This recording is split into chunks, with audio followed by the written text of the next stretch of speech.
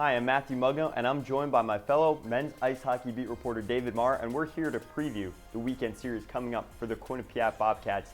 David, what's Friday's game looking like against the Colgate Raiders?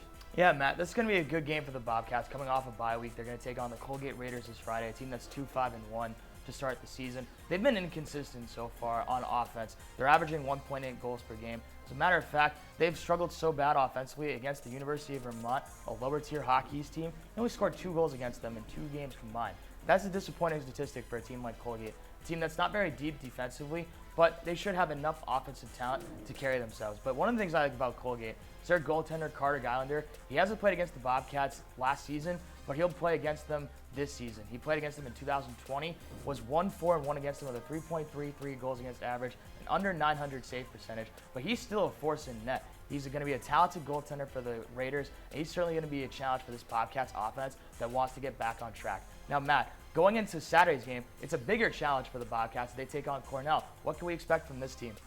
A really physical game against the Cornell Big Red. They're really hard on the back check, forcing you to get pucks in deep, not really have the possession game. You talked about Ian Shane before we got on to recording this video, David, and I'll let you touch upon that in a second. But listen, expect a rivalry-style game. When the Bobcats score 4+ goals, they average 26 shots on goal.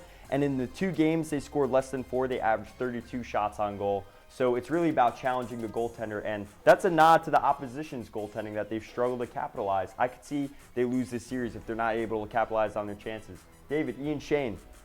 Yeah, Ian Shane, his rebound control, maybe the best in the country. He gloves down those pucks. He makes teams have to attack him from the point outside the net. He's going to be a big challenge for this Bobcats team, this offense that has to get going.